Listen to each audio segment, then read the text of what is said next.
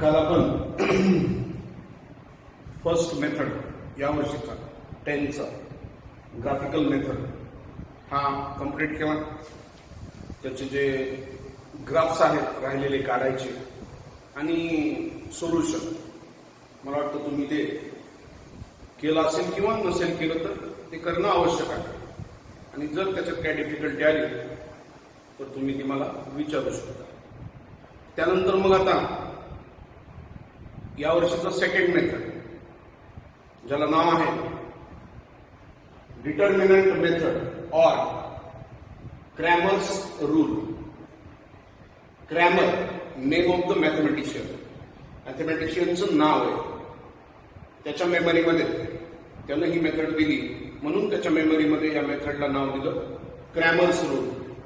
Determinant method म्हणजे exam मध्ये solve by Cramer's rule, solve by determinant method दोन्ही येऊ शकतं. मेथड एकच आहे, नावं दोन वेगवेगळी आहेत. आता काय आहे डिटर्मिनंट मेथड किंवा क्रॅमर्स रूल? त्याच्यामध्ये पहिल्यांदा आपल्याला व्हॉट इज डिटर्मिनंट, डिटर्मिनंट म्हणजे काय आधी ते पाहावं लागेल. मग डिटर्मिनंट म्हणजे काय हे पाहिल्याच्या नंतर मग आपण पूर्ण मेथड काय आहे ते पाहू. आता डिटर्मिनंट, तर डिटर्मिनंट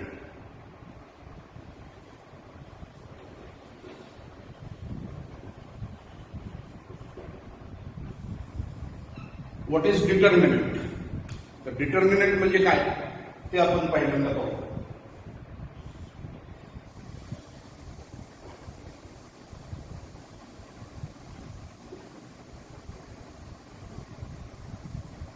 तर हा डिटर्मिनंट, हा जो सिम्बॉल आहे म्हणजे डिटर्मिनंट या पद्धतीनं एक्सप्रेस करतात किंवा लिहितात. लास्ट इयरला आपण ऍब्सोल्यूट व्हॅल्यू पाहिला होता. ऍब्सोल्यूट व्हॅल्यू, ऍब्सोल्यूट व्हॅल्यू मध्ये आपण असाच सिम्बॉल यूज केला होता डिनोट करण्यासाठी. मग डिटर्मिनंट पण असा डिनोट करतात. आता ABCD हे काय आहे हे कन्सिडर केलेलं आहे. Any ABCD means any numbers, कोणतेही नंबर्स. तर या पद्धतीनं डिटर्मिनंट एक्सप्रेस करतात. आता या डिटर्मिनंट मध्ये तुम्हाला 2 रो आणि 2 कॉलम्स मिळतील. तर याच्यामध्ये AC आणि BD, ABCD असे 2 ग्रुप तयार होतात. आणि हे जे 2 ग्रुप आहेत याला म्हणतात रोज, या 2 ग्रुपला. आणि तेच जर तुम्ही असं घेतलं ACBD तर याला म्हणतात कॉलम्स. तर रोज आणि कॉलम्स याचा मिळून डिटर्मिनंट तयार होतो. आणि मग आता हा जो डिटर्मिनंट आहे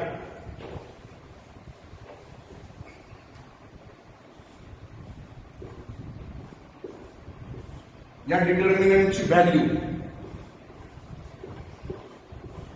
मग त्या डिटर्मिनंटची व्हॅल्यू कशी घेणार? तर डिटर्मिनंटची व्हॅल्यू घेताना क्रॉस मल्टिप्लिकेशन आपल्याला करावं लागतं. म्हणजे A मल्टिप्लाय बाय D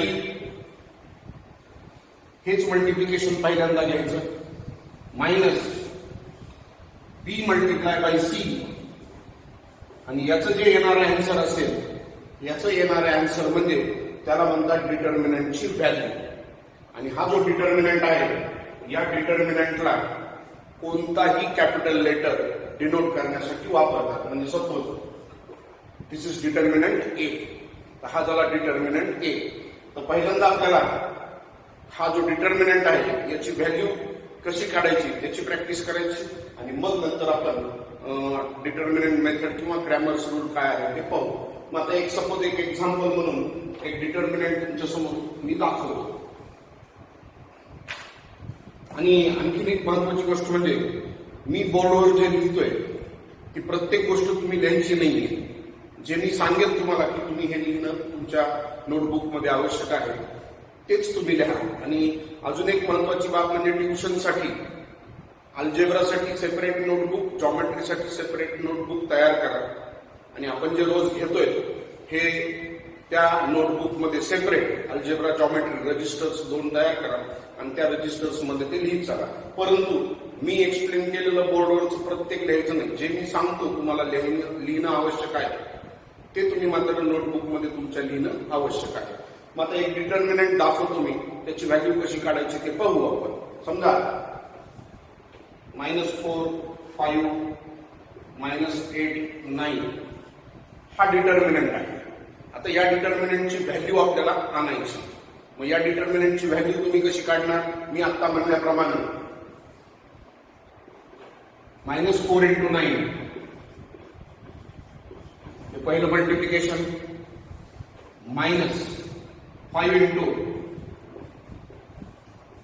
-8 हे दुसरं मल्टिप्लिकेशन. हे मल्टिप्लिकेशन आधी आलं पाहिजे, हे नंतर. -4 × 9 -36. आता हा मायनस आहे, या दोघांचं मल्टिप्लिकेशन -40 येणार आहे.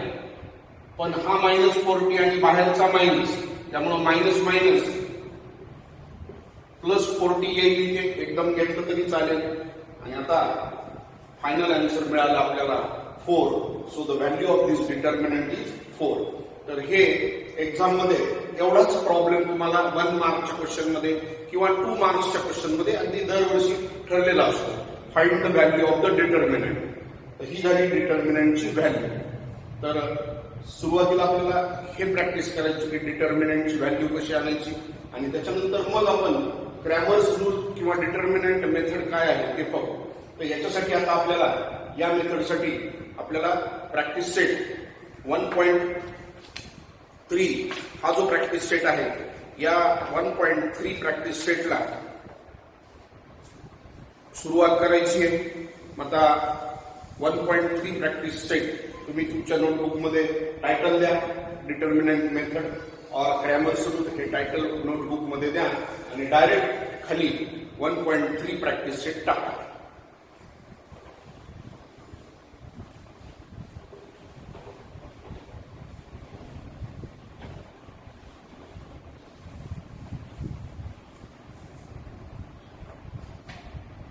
So practice set 1.3. आता प्रॅक्टिस सेट 1.3 मध्ये परत तुमच्या समोर 3 क्वेश्चन्स आहेत. पहिला जो क्वेश्चन आहे त्याच्यात एक ऍक्टिव्हिटी दिली आहे कंप्लीट करायला, एक डिटर्मिनंट दिलेला आहे, त्याची व्हॅल्यू काढायची. दुसऱ्या क्वेश्चन मध्ये 3 प्रॉब्लेम्स आहेत, 3 डिटर्मिनंट दिले, त्यांच्या व्हॅल्यूज काढायच्या. आणि थर्ड क्वेश्चन मध्ये त्यांनी क्लिअरली तुम्हाला सांगितलेलं आहे की solve the following simultaneous equations using Cramer's rule. म्हणजे इथं थर्ड क्वेश्चन मध्ये आपल्याला पूर्ण मेथड काय आहे ते समजून जाईल, क्रॅमर्स रूल किंवा डिटर्मिनंट मेथड. आता आपण एक एक क्वेश्चन फक्त पाहू. तर पहिला क्वेश्चन, त्याच्यातला डिटर्मिनंट दिलेला आहे तुम्हाला पहिल्या क्वेश्चन मधला 3, 4, 2, 5. आता या डिटर्मिनंटची व्हॅल्यू तुम्हाला त्यांनी आणायला सांगितली. मग 3 × 5 -2 × 4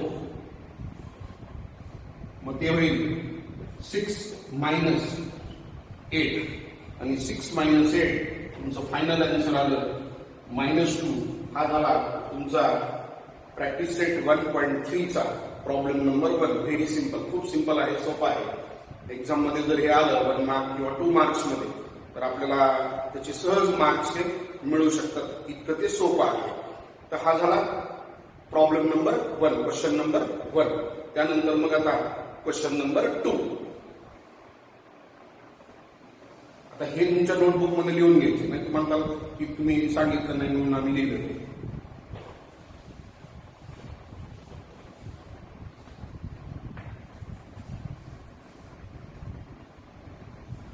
आणि काल क्लास चालू असताना शिंक आली होती मला, बहुतेक दचकला असता. Question 2, first problem. -1, 7, 2, 4. आता या डिटर्मिनंटची व्हॅल्यू आपल्याला काढायची. तर मग -1 into 4 -7 into 2 -1 into 4 -4 -7 into 2 14. दोघंही मायनस मध्ये आहेत त्यामुळे ऍडिशन होईल. आन्सर आलं -18. हा झाला प्रॉब्लेम नंबर 1, क्वेश्चन नंबर 2. तर हा प्रॉब्लेम तुम्ही लिहून घ्यायचा. त्यानंतर प्रॉब्लेम नंबर 2, 5 -7 3 0 या डिटर्मिनंटची व्हॅल्यू आता आपल्याला आणायची. मग काय होईल? 5 into 0 -3 into -7. आणि आता हे ब्रॅकेट्स तुम्ही करावे असं माझी इच्छा आहे. कारण ब्रॅकेट केले म्हणजे साइन मध्ये गोंधळ होण्याचा प्रश्न येणार नाही. ब्रॅकेट्स नाही केले तर साइन मध्ये मग गोंधळ होऊ शकतो आणि आपला आन्सर रॉंग होऊ शकतो. त्यामुळं ब्रॅकेट्स करणं हे मला वाटतं फायद्याचं आहे. त्यामुळं करायला काय हरकत नाही. 5 into 0 0. आता हे मायनस आहे. या दोघांचं मल्टिप्लिकेशन -21 येणार आहे. -21 आणि हा मायनस, त्यामुळे हे +21 होईल आणि आन्सर आलं 21. हा झाला त्याच्यातला second problem. Now problem number 3.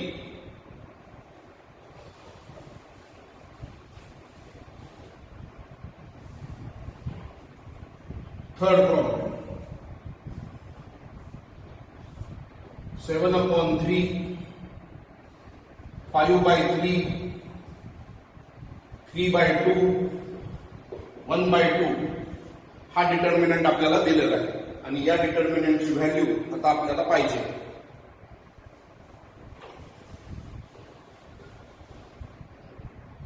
मग काय होईल? 7/3 into 1/2 -5/3 into 3/2. ही झाली पहिली स्टेप. आता सेकंड स्टेप. न्यूमरेटरचं मल्टिप्लिकेशन 7, डिनॉमिनेटरचं मल्टिप्लिकेशन 6 मायनस. आता इथे 3 कॅन्सल होतो, परंतु कॅन्सल करू नका. का ते पुढे लक्षात घ्या. 5 into 3 15 3 into 2 6. आता लक्षात येईल की मी कॅन्सल का नाही केला. तर दोन्हीचा डिनॉमिनेटर हा सारखा झाला आणि दोन्हीचा डिनॉमिनेटर सारखा झाला तर आपल्याला कॅल्क्युलेशनला इझी जातं. म्हणून ते कॅन्सल करू नका. आणि मग आता डायरेक्ट डिनॉमिनेटर सेम आहे. 7 -15 7 -15 -8/6 आणि आता -8/6 याला तुम्हाला रिड्यूस करता येतं. कारण दोन्हीही नंबर हे 2 न डिव्हिजिबल आहे, म्हणून दोघांना 2 न डिवाइड केलं तर फायनल आन्सर आलं -4/3 आणि हे रिड्यूस करणं हे आवश्यक आहे. त्यामुळे इथपर्यंत तुम्हाला एक्झाम मध्ये यावंच लागेल. So -4/3 is the final answer. तर हा झाला क्वेश्चन नंबर 2. 1 आणि 2 याच्यामध्ये आपण डिटर्मिनंटची व्हॅल्यू काढली. आता जे आहे आपली method Cramer's rule determinant method question number 3 आहे. पण क्वेश्चन नंबर 3 च्या आधी मी काय आहे क्रॅमर्स रूल किंवा डिटर्मिनंट मेथड ते बोर्डवरती एक्सप्लेन करतो. ते तुम्हाला लिहायचं असेल तर तुम्ही लिहू शकता, काही प्रॉब्लेम नाही. लिहिलं तरी मी जे आता बोर्डवर लिहिणार आहे ते, आणि ते जर नाही लिहिलं तरी चालेल. डायरेक्ट क्वेश्चन नंबर 3 टाकला तरी चालेल.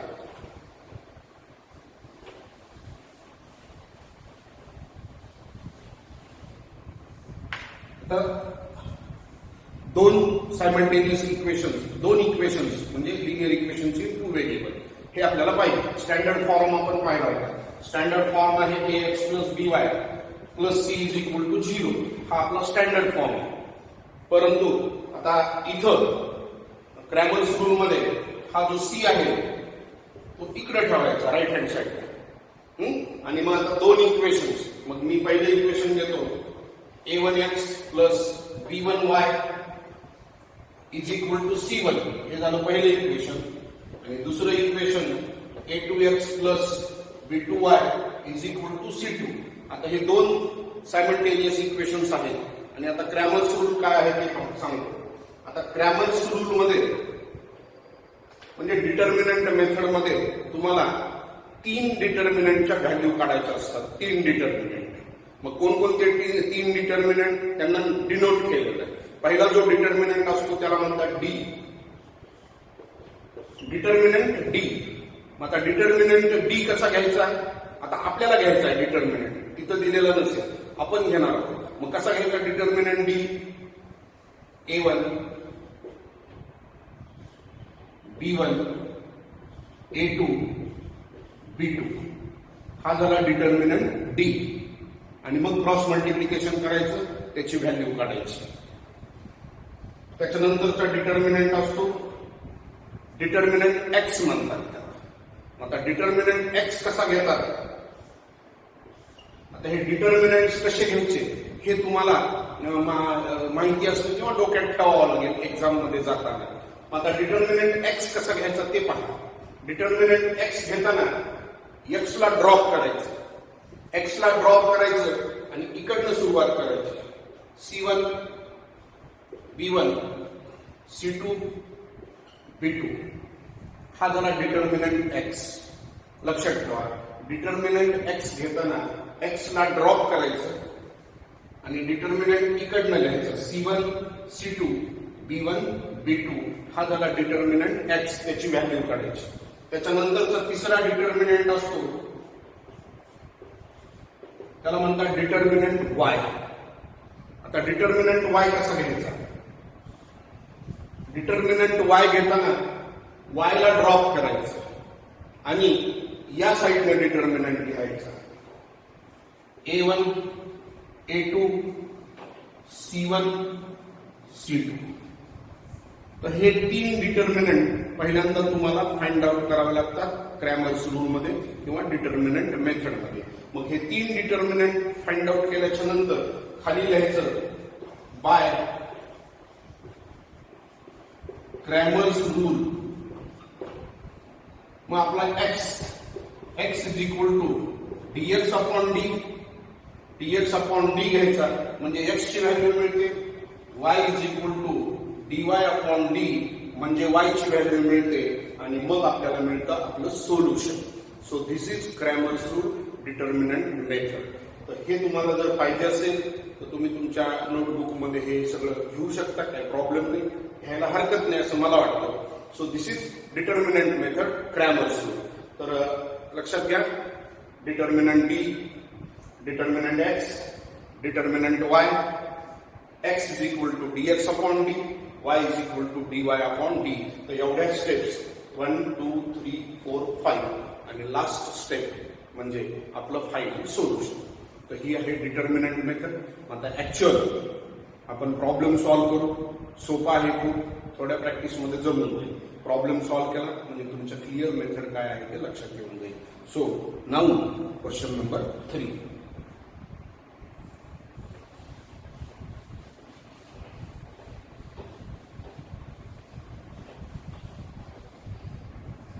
Problem number 1.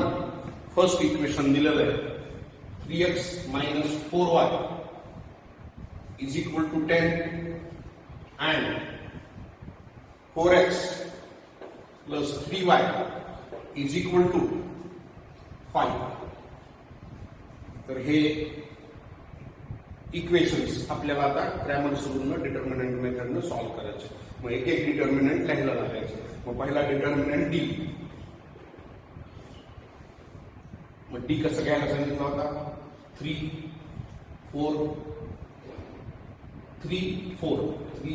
4 minus 4 sign minus आहे 3. हा झाला डिटर्मिनंट डी. आता याची व्हॅल्यू आणायची. 3 into 3 minus 4 into 4 9. आता हे मायनस मायनस प्लस 16 म्हणजे आन्सर आलं 25. हा आला determinant D. Determinant X.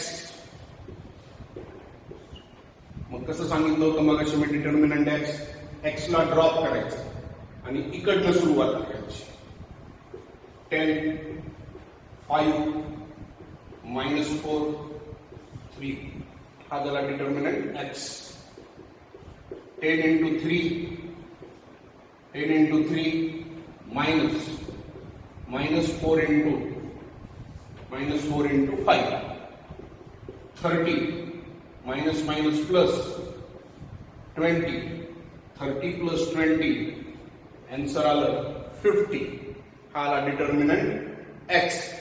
Determinant D झाला, डिटर्मिनंट एक्स झाला, डिटर्मिनंट वाय. वाय कसा घ्यायला सांगितला? वाय ला ड्रॉप करायचं, तिकडनं सुरुवात करायची. 3, 4, 10, 5 परत cross multiplication. 3 into 5 minus 10 into 4 काही मग 15 minus 40 10 into 4 40 15 minus 40 minus 25. तर step by step determinant D पहिले करेक्ट आला पाहिजे, मग डिटर्मिनंट एक्स करेक्ट आला पाहिजे, मग डिटर्मिनंट वाय करेक्ट आला पाहिजे. डिटर्मिनंट जर करेक्ट आले तरच तुमचं पुढचं जे आन्सर आहे एक्स आणि वाय ते करेक्ट येईल. ह्याच्यातच जर रॉंग झाला तर फक्त समजा डिटर्मिनंट डी तुमचा करेक्ट आला एक्झाम मध्ये तर तुम्हाला तेवढाच फक्त मार्क मिळेल. एक्झाम मध्ये तुम्हाला स्टेप वाईज मार्किंग असते. मॅथ्स मध्ये आपण शाळेचं मी बोलत नाही, मी बोर्ड एक्झामचं बोलतोय. बोर्ड एक्झाम मध्ये तुम्हाला प्रत्येक स्टेपला मार्क असतो, स्टेप वाईज मार्किंग असते. त्यामुळं तुमचं जितकं करेक्ट आलं असेल तितके मार्क्स तुम्हाला बोर्डमध्ये अगदी 100% मिळतात. परंतु पूर्ण करेक्ट यावं असं आपण आपली म्हणजे आपण त्या पद्धतीनं काम करायचं की आपलं आन्सर सगळं करेक्ट आलं पाहिजे, काळजी घ्यायची. तर हे झाले तिन्ही डिटर्मिनंट्स. आता एक्स आणि वाय काढायचं.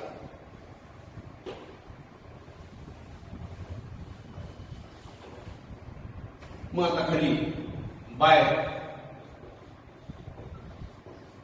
Cramer's rule x is equal to dx upon d is equal to 50 upon 25 answer आलं 2. y is equal to dy upon d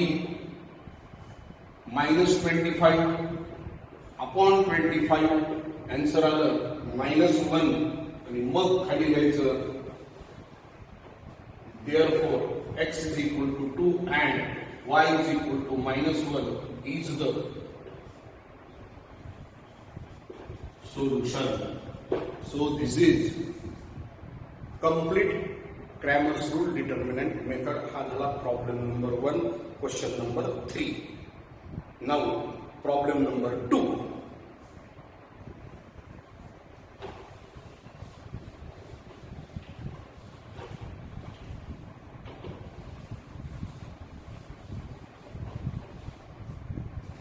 Problem number 2, first equation 4x plus 3y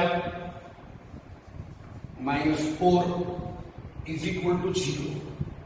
आता या equation मध्ये काय करायचं? हा जो 4 आहे त्याला पहिल्यांदा राईट हँड साइडला घेऊन जायचं. 4x plus 3y is equal to हा निगेटिव्ह 4 इकडे गेल्यानंतर होणार पॉझिटिव्ह 4. त्यानंतर मग second equation and 6x is equal to 8 minus 5y. याच्यामध्ये काय करणार? 5y लेफ्टला आणायचा. 6x 5y लेफ्टला आला मायनसचा प्लस होईल इज इक्वल टू 8. तर हे पहिल्यांदा तुम्हाला करावं लागेल आणि वाटल्यास नंबर 1, नंबर 2 असं नंबर्स तुम्ही देऊ शकता. म्हणजे तुम्हाला डिटर्मिनंट लिहिताना पटकन कुठे पाहिजे ते लक्षात येईल नंबर दिले म्हणजे. मग आता आपला डिटर्मिनंट मग डी. मग आता डी काय होईल? 4, 6, 3, 5. मग value 4 into 5 minus 3 into 6, 20 minus 18, answer आलं 2. हा आला डिटर्मिनंट डी. त्यानंतर डिटर्मिनंट एक्स. काय होईल डिटर्मिनंट एक्स? एक्स ला ड्रॉप करायचं आणि इकडनं सुरुवात करायची. 4, 8, 3, 5. 4 into 5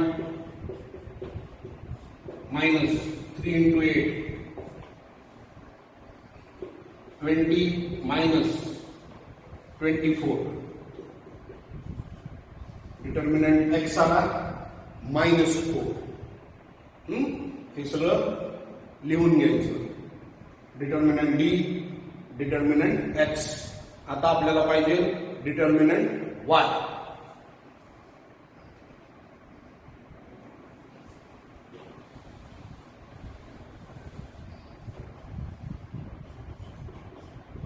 डिटर्मिनंट वाय.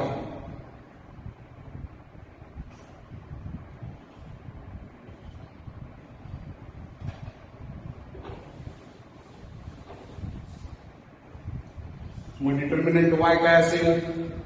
इकडनं सुरुवात. 4, 6, 4, 8. 4 into 8 minus 4 into 6, 32 minus 24. 4 into 8, 32. 4 into 6, 24. 32 minus 24, 8. हे झाला डिटर्मिनंट वाय. आता खाली by Cramer's rule. x is equal to dx upon d. dx आता -4 upon 2 म्हणजे ते आलं -2. y is equal to dy upon d 8 upon 2 म्हणजे ते आला 4. आणि मग तुम्ही खाली सोल्युशन हे लिहायचं. प्रत्येक प्रॉब्लेम मध्ये खाली सोल्युशन तुम्हाला लिहायचं. तर हा झाला problem number 2 by Cramer's rule. मला वाटतं आता तुमच्या डोक्यात मेथड पूर्ण घुसली असेल. आता काही अडचण नाही. त्यामुळं आता मला असं वाटतं की तुम्ही आता मी प्रॉब्लेम 1 घेतलाय, 2 घेतलाय. प्रॉब्लेम 3, 4 आणि 5 हे तुम्ही ट्राय करायला काही हरकत नाही. तुम्ही प्रयत्न करा. जर जमले नाही तर तुम्ही ते 3 प्रॉब्लेम्स 3, 4 आणि 5 हे 3 प्रॉब्लेम्स तुम्ही मला विचारू शकता. परंतु ते विचारायला पाहिजे.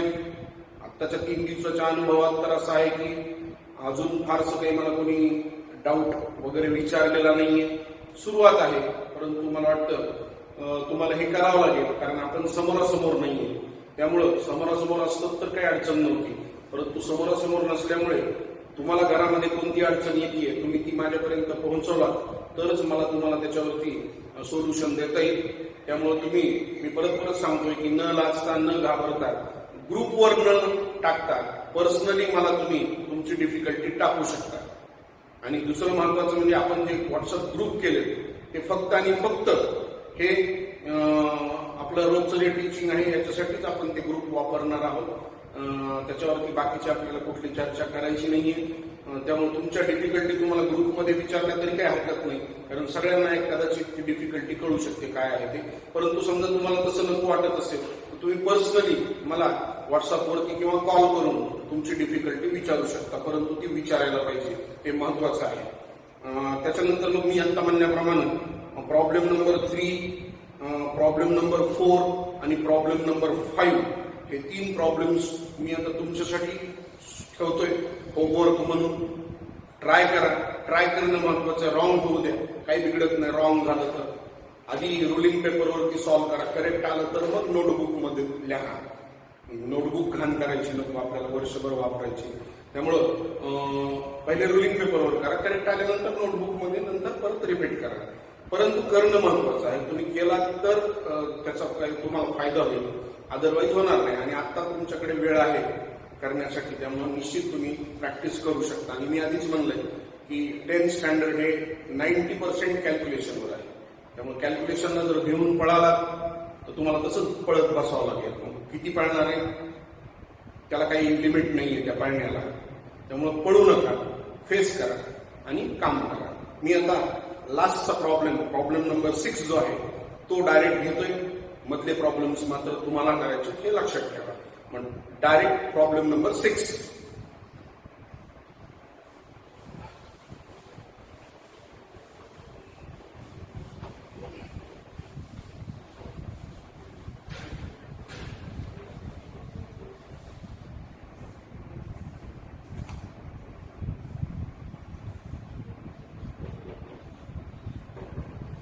फर्स्ट इक्वेशन 2x + 3y = 2 आणि सेकंड इक्वेशन. आता मी प्रॉब्लेम का घेतला तर प्रॉब्लेम सेकंड इक्वेशन मुळे मी घेतो आहे. अँड म्हटलं चला नंबर 1 देऊ. x - y/2 = 1/2. आता हे जे इक्वेशन आहे याच्यामध्ये हा जो डिनॉमिनेटरचा 2 आहे तो आपल्याला काढून टाकायचा आहे. मग डिनॉमिनेटरचा 2 कसं काढणार? मल्टिप्लाय द इक्वेशन बाय 2 न मल्टिप्लाय करू, हे 2x होईल. इथला 2 निघून जाईल, -y राहिला. इथला 2 निघून गेला, 1 राहिला. So this is now equation number 2. एवढ्यासाठी मी हा प्रॉब्लेम घेतलाय. आणि मग आता डिटर्मिनंट डी. मग काय होईल डिटर्मिनंट डी? 2, 3 -1 आणि मग 2 × -1 -3 × 2 -2 -6. आन्सर आला -8. हा झाला डिटर्मिनंट डी. डिटर्मिनंट